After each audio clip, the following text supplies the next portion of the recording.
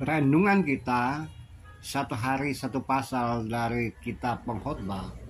Hari ini Pengkhotbah pasal yang 9 ayat 13 sampai 18. Melanjutkan yang kemarin, yang Pengkhotbah menyimpulkan bahwa pada pasal 9 ini hikmat lebih baik dari kekuasaan alat perang, tapi hikmat juga bisa dirusak oleh orang yang keliru. Apa sih yang terjadi pada saat ini? Nah, mari kita memperhatikan. Coba juga Anda memperhatikan di video yang bergulir di samping. Menurut Pengkhotbah ada hikmat juga yang terlihat. Dia berkisah tentang kota kecil yang diserang oleh seseorang, oleh raja yang agung, raja yang besar, kemudian mengepung tanpa berbuat apa-apa si raja di kota kecil itu. Namun di kota tersebut ada seorang miskin yang berhikmat. Dengan hikmatnya kota diselamatkan. Tidak ada informasi cara orang miskin itu menyelamatkan kota. Memang ada dongeng-dongeng yang diangkat berdasarkan cerita ini, frasa ini, tapi semuanya dengan versi-versi yang berbeda-beda tentang orang miskin yang menyelamatkan kota. Nah, tapi setelah si miskin menyelamatkan kota, ia tidak diingat ya karena dia miskin. Khotbah mengatakan hikmat lebih baik dari keperkasaan. Hikmat orang miskin dihina dan perkataannya tidak dengar orang prihatin. Sehingga ia menyimpulkan bahwa mendengarkan hikmat dengan tenang lebih baik teriakan orang yang berkuasa. Hikmat lebih baik dari alat-alat perang. Ya, itu fakta yang Pengkhotbah dapatkan. Saudara-saudara yang kekasih, saudara-saudara dalam kemanusiaan, hidup dan kehidupan kita, saudara dan saya bisa bertemu dengan orang-orang kecil, orang-orang terlupakan, orang-orang yang tidak dianggap oleh sesamanya, namun ia berkarya besar bagi kelangsungan kehidupan.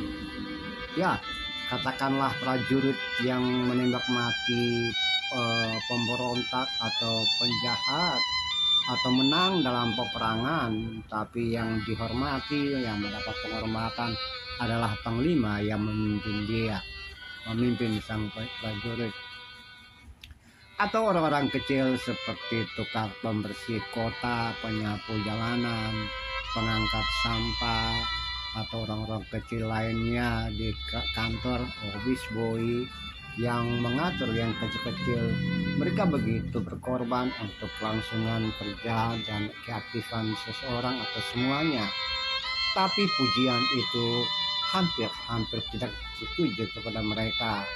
Yang dipuji adalah pemimpin kota, wali kota, bupati, gubernur. Yang dipuji adalah pimpinan dalam kantor.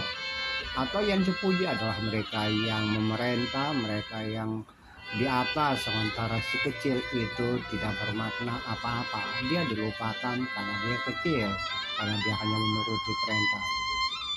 So, bagaimana saudara-saudara melihat semuanya itu dalam hidup kekinian? Atau saudara juga menjadi korban dari hal yang seperti itu?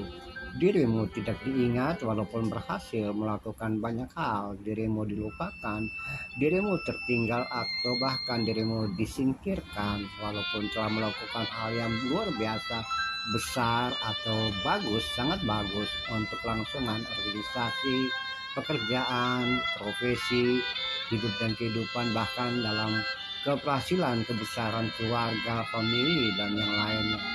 Ya, itulah yang terjadi. Seringkali orang seperti itulah tersingkir, dan kita harus belajar juga dari sini. Tidak masalah dengan itu terjadi. Yang penting jeripaya kita dihargai oleh Allah yang Maha Kuasa, Tuhan yang memberikan kehidupan. Apapun terjadi, boleh-boleh saja. tapi biarlah kita sang kecil yang berhikmat, karena itu lebih baik daripada teriakan seruan orang-orang yang berkuasa. Mereka tidak pahami apa-apa tentang hikmat Allah, tapi Allah pahami, Allah mengerti jeritan dan keberhasilan kita. Ya, mari kita menjadi orang-orang yang berhikmat sekaligus memahami peran orang lain yang ada di sekitar kita. Terpujilah Tuhan, terpujilah Kristus. Haleluya. Amin.